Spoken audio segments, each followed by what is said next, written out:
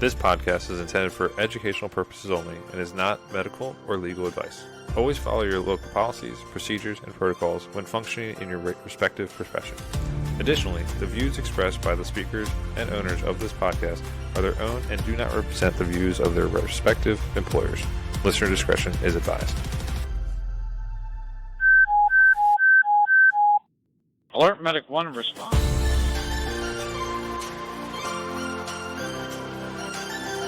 Ken, Josh, and Mustafa here. Welcome back to the Alert Medic 1 podcast.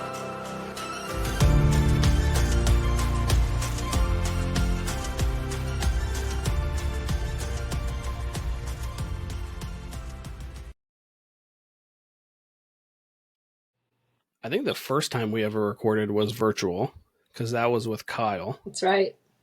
And then I want to say the second time we recorded was in person. Yes. At the office. And then now we're virtual again. So that's cool. Dr. Anders, welcome. Welcome back, I guess I should say. We're going to be talking about a bunch of different topics. The main topic, though, kind of arose when we were sitting in a meeting together, and we were talking about pediatric cardiac arrest and just different priorities of managing a pediatric cardiac arrest. So one of the how should I say this? One of the maybe common misconceptions that is present in EMS, at least that I've seen in my students and in my peers, is that because the primary or maybe one of the top reasons that kids go into cardiac arrest is because of a respiratory issue, that we should be prioritizing respiratory and airway interventions in pediatric cardiac arrest. Now, when we were sitting and having that conversation, it's not that you disagreed, but you kind of clarified, what the actual clinically appropriate treatment pathway is. So do you mind jumping into that, providing some more, context, and then going from there? Yeah, absolutely. Thank you for having me back. And I am really thrilled to get to talk to the Alert Medic 1 audience again. We were having that meeting and talking about ways to approach the topic of care of the child in cardiac arrest.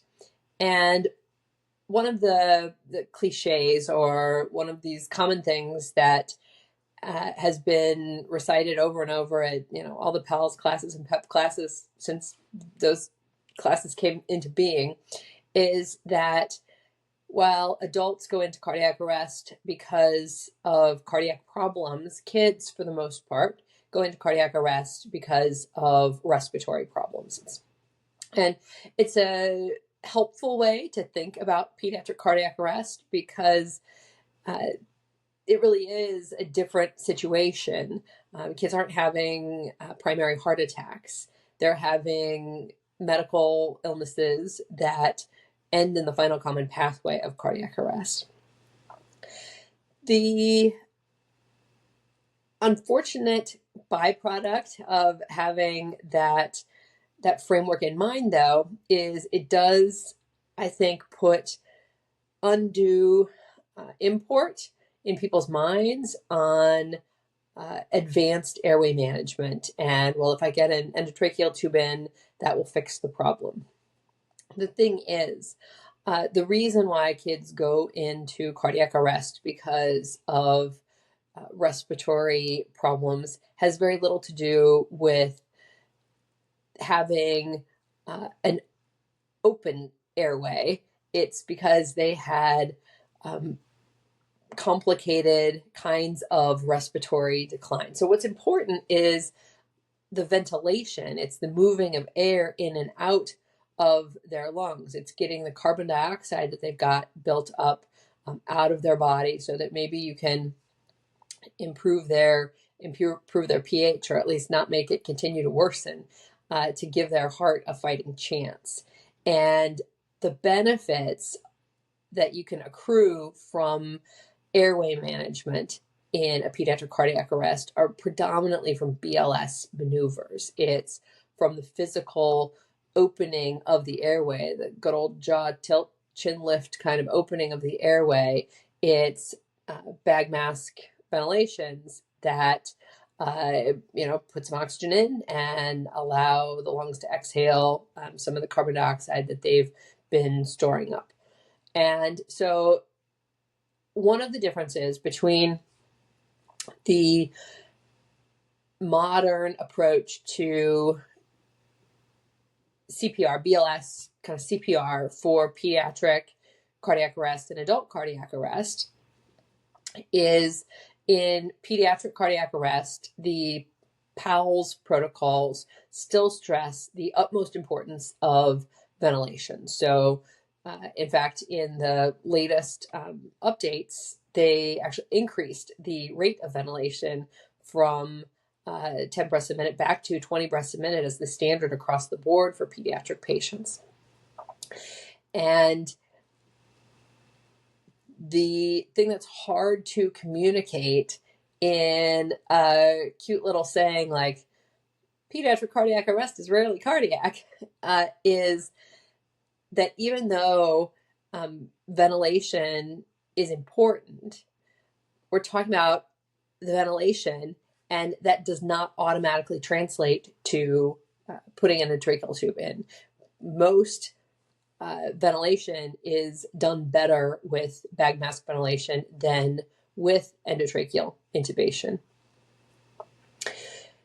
So the core study that was done on that is now almost 25 years old. Back in 2000, Marion Gaucher Hill out in Los Angeles did the study of a randomized controlled trial where on even or odd days, they alternated between using BLS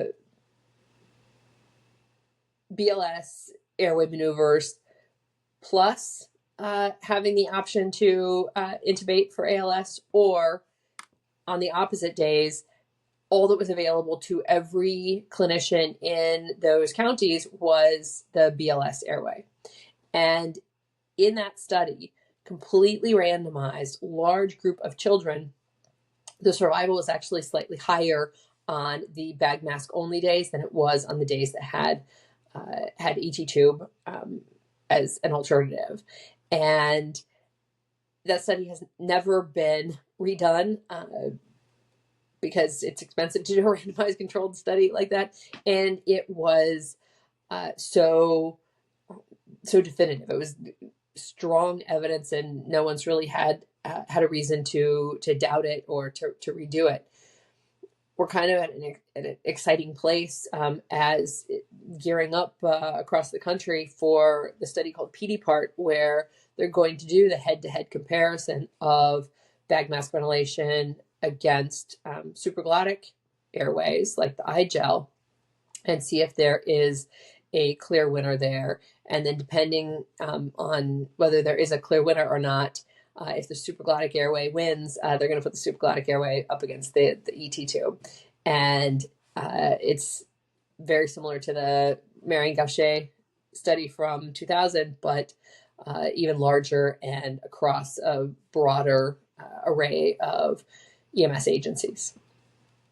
So yeah, that's a really exciting when, obviously we've discussed it at work and led by, what is it, the University of Utah, correct? Mm-hmm. And really exciting to see that. So the initial stage will be BVM versus supraglottic airway, right? Correct. And then whatever wins from that will be against the ET tube versus that. So that's super interesting. The previous one you mentioned was only BLS airway versus ET tube. Right. Yeah. Okay. That study was done in the late 90s and published in 2000, I believe. And so it was bag mask ventilation against endotracheal intubation. I'm interested in seeing or getting your thoughts on the. And again, I guess the data is so low, but the competency of the average clinician in bagging a child with adequate tidal volume with a good seal versus in adults, because I know that's something that, quite frankly, EMS does struggle with. I personally struggle with. It's not a easy skill to appropriately bag someone. So I just wanted to get your thoughts on that, just trends that you've seen and maybe tips that you have when managing a pediatric airway. Well, just bagging a pediatric airway. Yeah, that's a great point. It's not an easy skill. And in the same way that we have centered the importance of BLS skills in high performance CPR, and really, I think, professionalized and tried to instill pride in folks who are out there doing extremely high quality CPR in the field. There is, I think, ought to be an equal pride and professionalism about BLS airway skills, having an intuitive feel for getting a good seal and creating that downward pressure on the mask toward the face. At the same time, you've got a couple of fingers underneath the jaw, pressing the jaw up into the mask. It takes practice. It is something you can drill. It is something you can get really, really good at. And those skills are available to clinicians at the BLS and the ALS level, and everybody ought to have impeccable bagging skills. And if you have impeccable bagging skills, I think you're going to save more lives than being a great intubator. Absolutely. So kind of the take-home point today, the first take-home point here is in our pediatric cardiac arrest, yes, the etiology may be more likely than not respiratory. The appropriate management doesn't necessarily mean an ET tube. What it does mean is good BLS airway management with an adjunct and a BVM. Would you agree with that? Like first take-home point? That's right. Cool. Good. No, Yeah. I wanted just to agree wholeheartedly that when we say that pediatric cardiac arrest is more often respiratory than it is cardiac, the thing that we're trying to emphasize is the importance of ventilation, primarily bag mask ventilation. And the thing that can be somewhat downgraded in pediatric cardiac arrest is the importance of defibrillation. It's very rare to find a pediatric rhythm that is going to be shockable. They exist, but it's the minority. So while getting the defibrillator to the patient as quickly as possible is probably the thing that's going to move the needle for improving adult cardiac arrest survival across a group of people, for pediatric cardiac arrest, getting the airway positioned to be as open as possible and doing high quality bag mask ventilation is probably the thing that can move the needle the most for pediatric cardiac arrest patients. Are there any subset of patients where we should be thinking more? I know that there's probably never a patient population where we should be saying ET tube before, but is there a subset that we should be concerned for more of a advanced airway placement, or is it throughout the board, across the board that we should be good with BLS airway management? It's really across the board. Really across the board. Great, thank you. So Doc, I have a kind of a maybe a counterpoint a little bit. So how about the Palm Beach County data, where they actually did figured out how to optimize their pediatric cardiac arrest approach, and they strongly push for, in their notes, BVM to SGA or ET tube, primarily in the first 5 minutes. So you brought up the study from 20 years ago that compared ventilation techniques. What about this study? Because that's what a lot of educators and a lot of people reference as the Palm Beach data. Yeah, there's nothing inherently wrong about the SGA or the ET tube.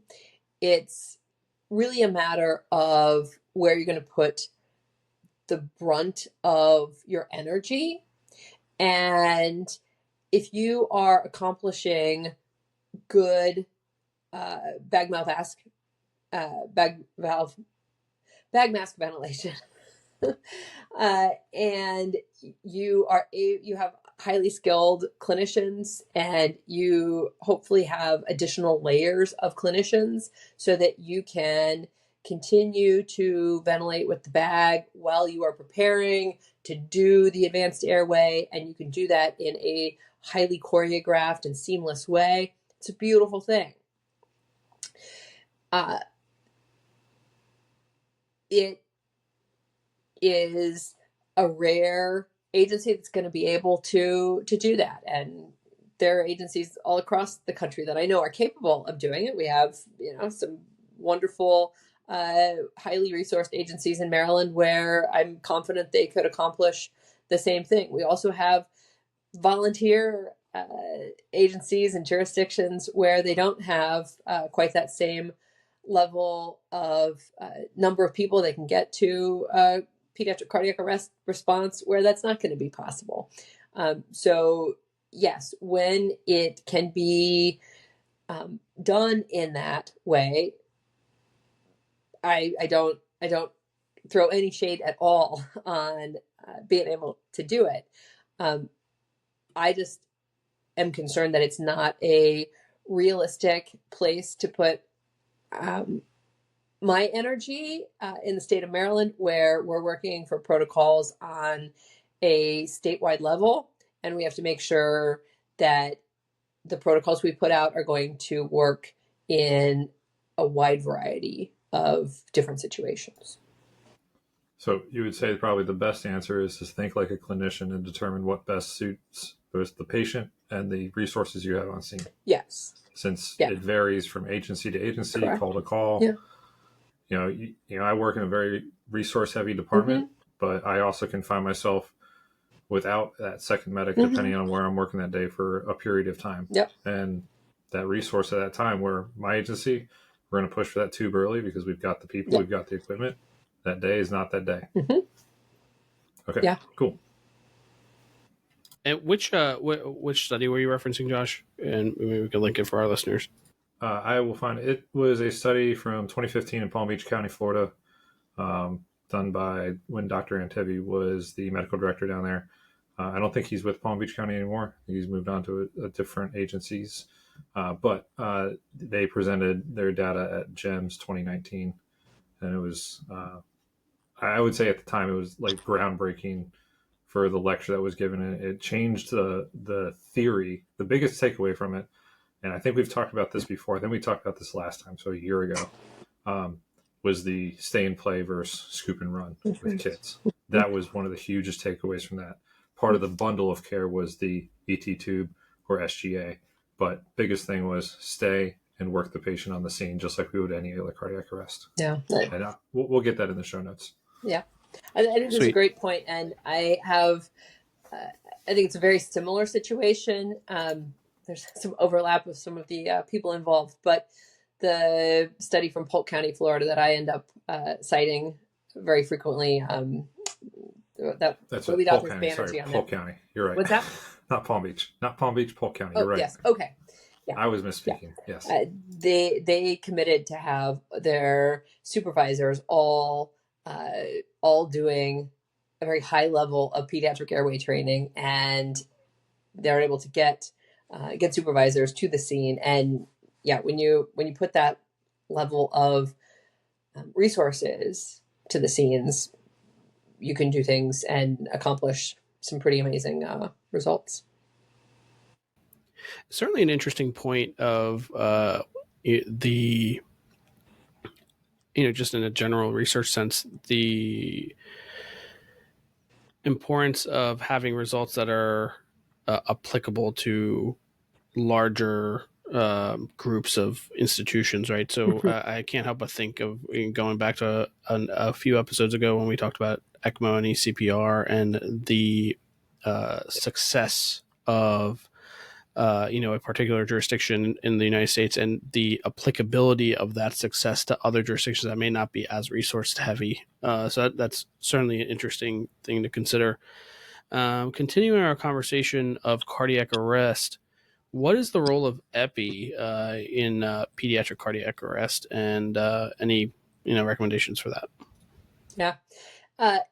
Epi is my probably my current obsession, I guess I would say, in pediatric cardiac arrest. I feel like it's gotten kind of a bad rap overall, and there has been a real trend in the adult cardiac arrest groups to downplay the importance of epi, and certainly there's good data that patients getting many doses of epi don't do well. And the thing that I think kind of gets to be the baby thrown out with the bathwater, for lack of a non-pediatric analogy, is that the first dose of epi being given early is actually good for patients of all ages. So it's good for adults and it's good for kids, but it's really, really good for kids. And giving a lot of epi and giving epi late, you get to a point where you get maybe a decent amount of ROSC, but you don't get good survival rates. But when epi is given early for kids, it dramatically correlates with both survival and neurointact survival. And from that Polk County, Florida study that we were just talking about, it took a really long time for me to kind of crack the code of what exactly they did that made this work. Because as you mentioned, Josh, they talked about the stay and play. They talked about really drilling on high performance CPR principles. They have these supervisors that were their airway experts, and they got them to the scene, and they had that highly choreographed, highly skilled airway management plan. But it didn't quite add up to me how they got from 0% survival to 25% survival in 2 years of time. This huge, dramatic turnaround in how they were doing it, saving kids, until I heard some guys from that study speak probably in 2021, I guess it was. And they really dug into what they thought was the importance of how they used epinephrine down in that bundle of care. And they dose their epinephrine based on the Hentebi principles, where it's age-based and it's count your knuckles, I guess, 1, 3, 5, 7, 9, whatever that is.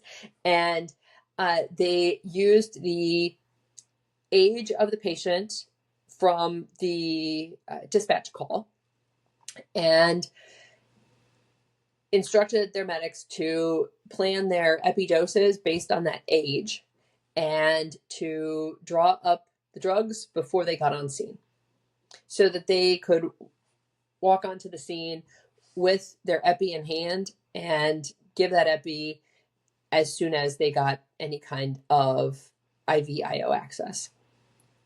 And when I heard them talking that day, it just like the light bulb went off that is the thing that I've never heard anybody talk about in such an aggressive way to shorten the time to epi dosing. And there is evidence that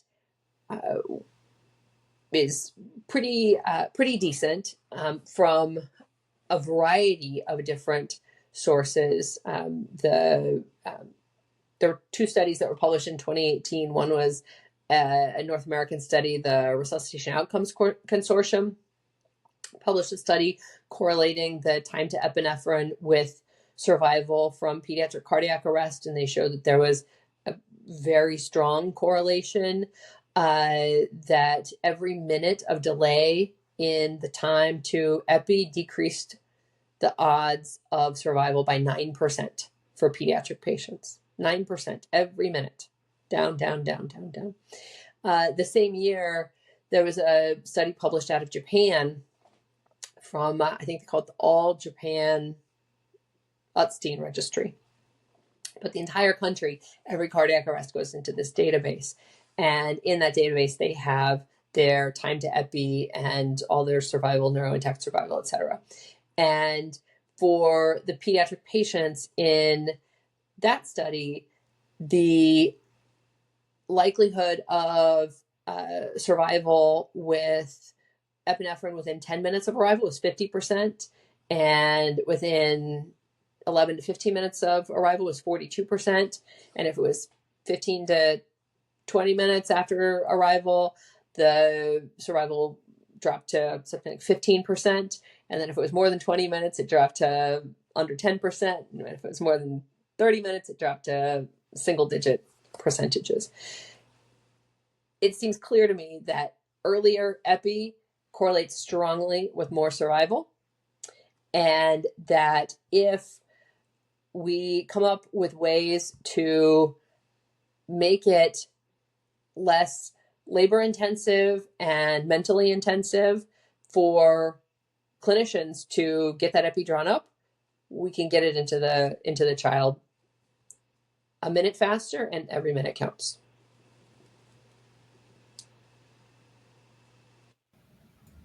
I mean, all that science makes sense completely. I know there's the science behind cardiac arrest, just showing the drop off every minute in an adult, and it's exponential in a child, just because they become hypoxic faster, they stop moving, metabolizing faster, all this stuff.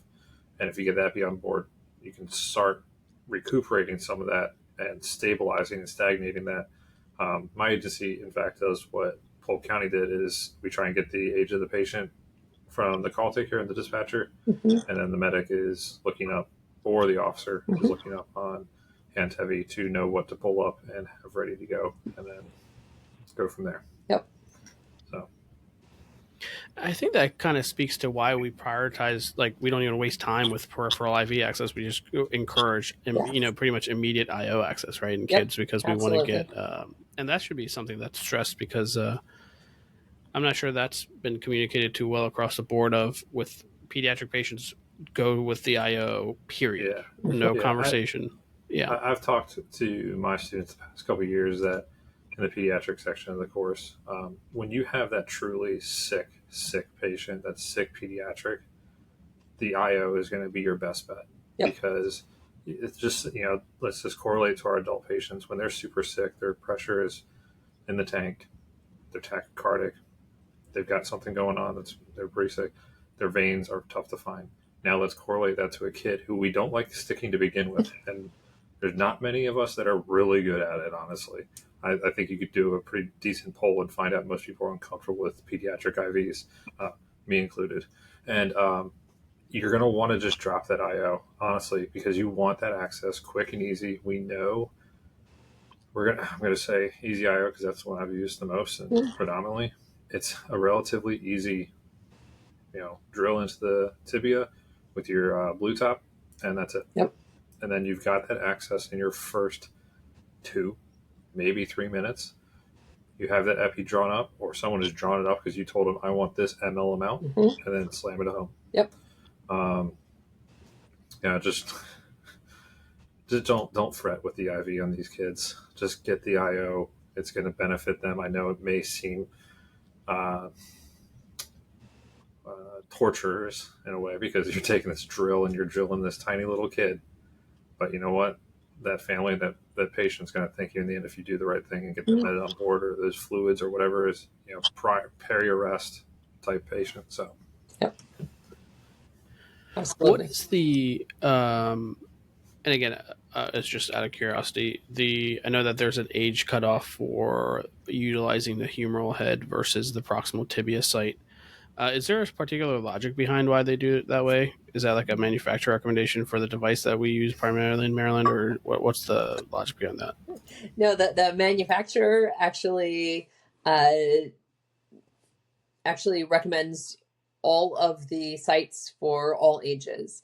The I don't know if it's a warning or the consideration against the humeral head for pediatrics is something that the PMAC, Pediatric Emergency Medicine Group, chose to put in there because the humeral head growth plate is much closer to the drill location than the growth plates on the tibia. Obviously, when you're treating a child in cardiac arrest, that they survive and are able to grow to even notice that they have a little damage to their humeral head growth plate is the least of the concerns when you're trying to just get their heart beating again. But because it is considered to be somewhat more risky from the PMAC point of view in Maryland, we just felt that the proximal tibia or distal femur locations were a more reasonable first choice. Now, when you've got either you've failed or they've infiltrated and we've blown through both tibias and both femurs, then we do sometimes go up to the humeral head in the hospital. But where the humeral head has the advantage for adult patients, it's much closer to the heart. It's a nice big cavity. It's also closer to the heart in children, but just carries a little bit more risk. And the tibial plateau is a very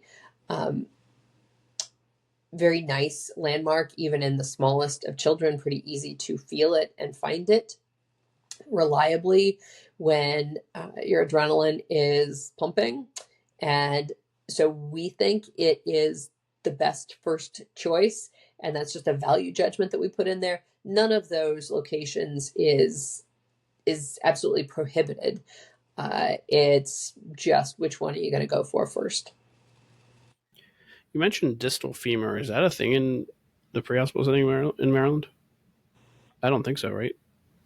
Not currently. No, I mean, not in our protocols, but it is being talked about even in adults. The distal femur is being like batted around in conferences and workshops and stuff. The issue with the distal femur is, at least in adults, it shouldn't be an issue. This issue should not be present in kids. Is the musculature around the femur has a very easy. If it tenses up, just the tensing of the muscle can push it out because there's so much more tissue to go through to get to it. So the theory is that maybe a longer needle is needed for the distal femur in some adults. But I mean, like I said, it's being batted around. I've heard people mention it. That's it. Yeah. The distal femur for pediatric patients can absorb or receive, I don't know what the proper verb is there, a much higher rate of flow than the tibia. Just that marrow cavity is however many percentage bigger in diameter, and whoever's principle that is, that the flow through a pipe is, what is it, the cube of the radius or something like that. Forgotten all the physics I ever it starts learned. with a P. It starts with a P. Yeah, no, you're right. Interesting. Yeah. Let's see here. What other questions did I have about this? Josh, did you have anything? I think we talked about that. So, take-home point for that was don't waste time with an IV. Just get the IO early in the appropriate site and get epinephrine on early for these patients. So, and just to add on to that, I know there is a pink needle in the Easy IO kit. It is like for a very, very, very specific subset of like newborn to preemies. Yeah.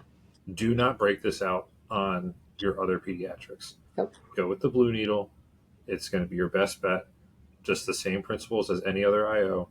Drill until you feel a pop or lack of resistance, and do not just go hub deep on this thing because you will blow through the other side. Right. No bonus points for getting it in all the way. Exactly. Do exactly as you're instructed, what the instructions on these things say, what you're taught in paramedic school with every IO, and it will be successful. You know, I hate to say I've done a handful of these, and every single one has worked out great because I followed what was taught to me as the fundamentals for an IO. And so just do it as you're instructed. Is the big thing, and use the blue one. Yeah, no, that's huge. I don't think we educate too well on that either, right? I'm not sure. I can't remember when I was taught, but pretty early on, it was very clear that it was made clear that the red was, like you said, Josh, for a very specific subset of the population. And the risk, of course, is we're not getting to the area where we need to deliver fluids, right? So we're kind of defeating the purpose, and we're not getting the access that we think we have. No, that's absolutely huge. I have if you guys don't have anything else on this topic, I want to go to the topic of pediatric pain management, but also pediatric pain documentation, because I think this is something that we've talked about at length. In different conversations, but specifically the agency utilized for pediatric pain management. So, Dr. Anders, I know we have quite a few agents available to us in Maryland. When you're in the emergency department, what are your go for the standard, I don't know, 12-year-old softball injury, or I don't know, that's maybe not the best example, but broken tib fib, something like that. What are your go-to agents that you use in the emergency department for pain management? And then we'll go from there. So 90% of what I use is fentanyl, some morphine. Do you ever use any other, so obviously in the pre-hospital world, we have ketamine. Have you utilized ketamine for pain management in the emergency department? I don't think I have ever utilized ketamine in the ED strictly as an analgesic. I use a heck of a lot of it for sedation to allow children to tolerate painful procedures. But just as a straight up analgesic agent, it's all fentanyl and morphine. Yeah, and I wanted to bring that up because I for one, used ketamine for the first time in my career for pain management. Probably almost a year ago now, but it's the only time I've used ketamine for pain management. And it worked fine. It don't work any.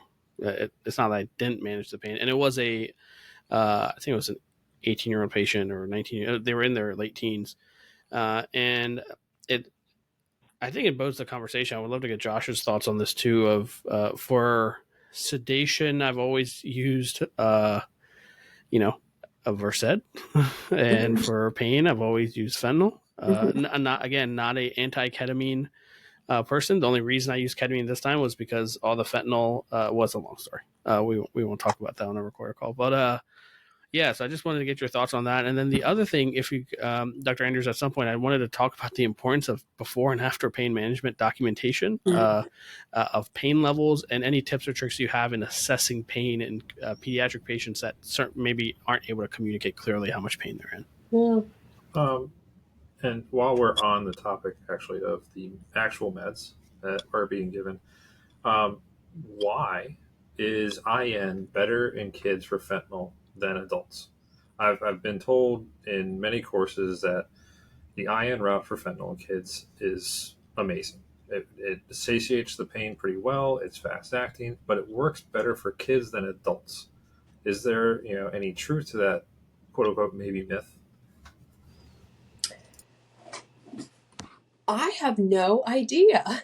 I've never dug into what the literature is about intranasal fentanyl in adults. One of the issues I assume we probably have is ideally we dose the fentanyl for kids at 2 micrograms per kilogram of body weight. And at least in the hospital, I maxed out at 100 micrograms. So for anybody that weighs more than 50 kilograms, that's all they're getting. So we're underdosing most average adults with those parameters.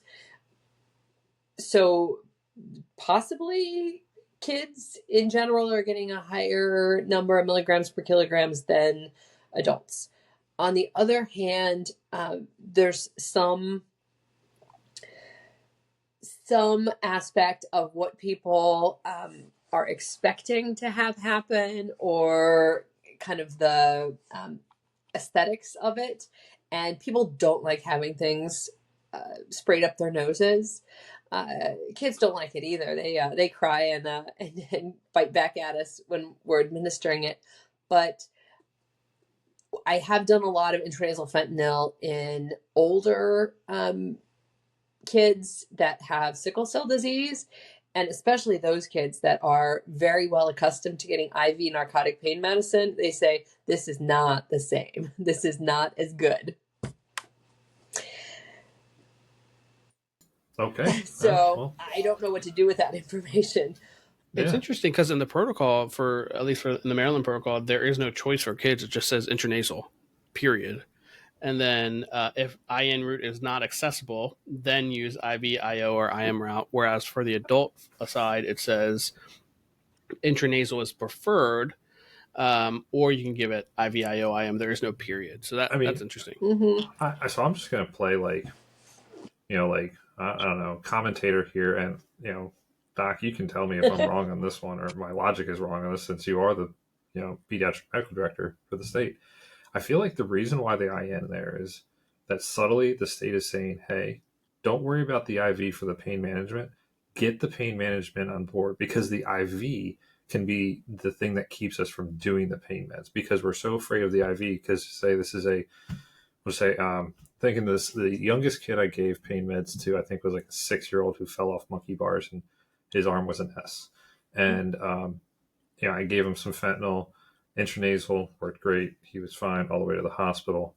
But at the same time, like, what if I can't get that line? And now I'm like, oh man, I can't do this IV fentanyl.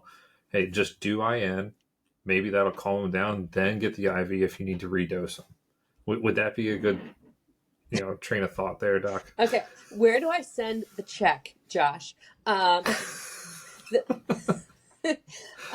That was 100% the thinking of writing that protocol the way we wrote it.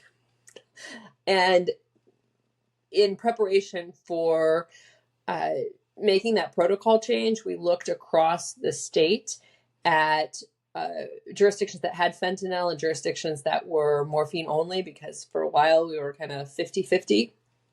And the likelihood of kids with, I think we just looked at kids with long bone fractures and kids with burns, but the likelihood of getting any narcotic pain medicine was 4 times higher in fentanyl jurisdictions than it was in morphine jurisdictions. And the only difference between those was that fentanyl was available, or fentanyl had the option of doing intranasal, and the morphine had to be either IV or IM. And it was clear to me that the IV was keeping kids from getting pain medicine. Unfortunately, it makes sense. Yeah, I mean, it's easier if you can just squirt up the nose. I mean, when I had a patient recently, an adult patient with a very angulated ankle, and within the first couple minutes, I mean, because of the nature of the call, I had been called to assist, so I knew what I was walking into.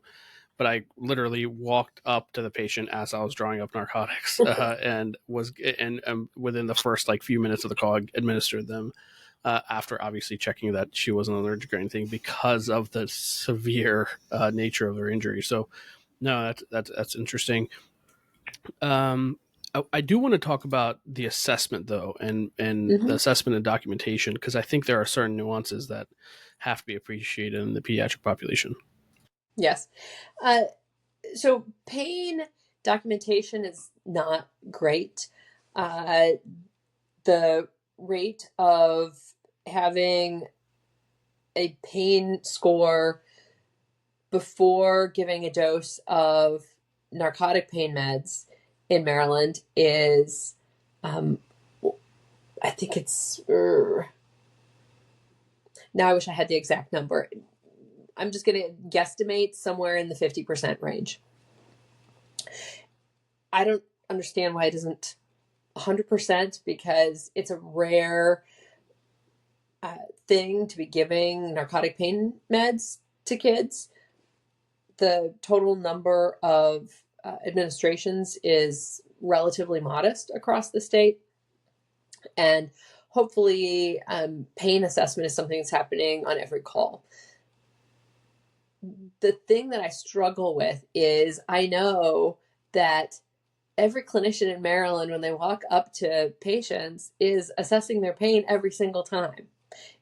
You can't have an interaction with a patient and not be, on some level, making a judgment about whether they're having pain or not. And the majority of people that don't have a pain score documented probably don't have a pain score documented because I didn't think they were in any pain, so I'm just not going to mention it, and I'm going to go on to other assessments that do seem more meaningful to me.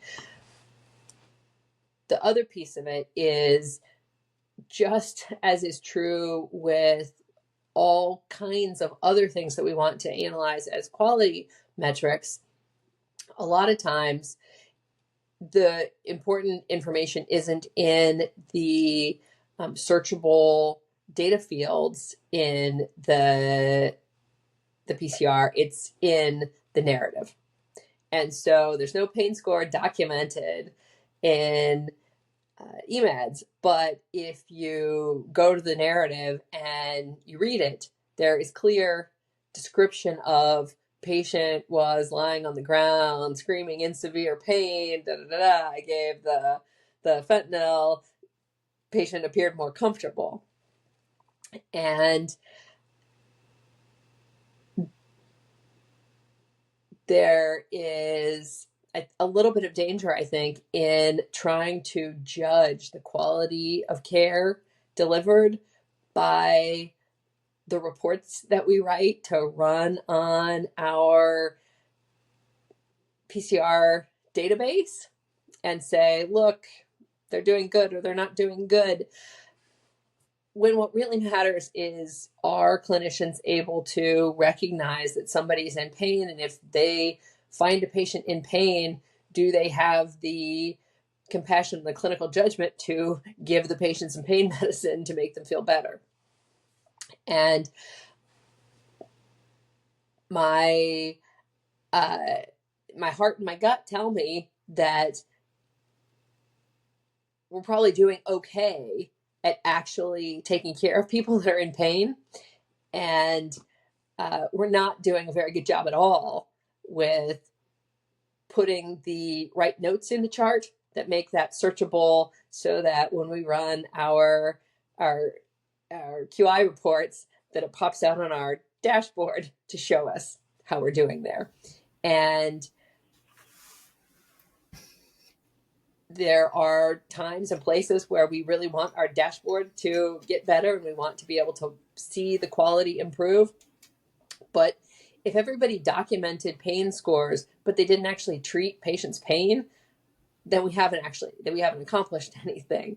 So I'd rather the clinicians be doing a good job than documenting a good job. Ideally, we do both. Oh, you buddy. It. There we go.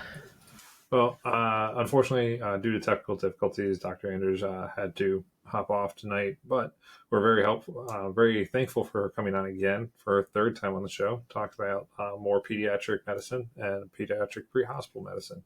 Hopefully, even though a lot of this was Maryland-centered, everyone got something from this. I think everyone can get something from this as a paramedic or EMT dealing with pediatrics.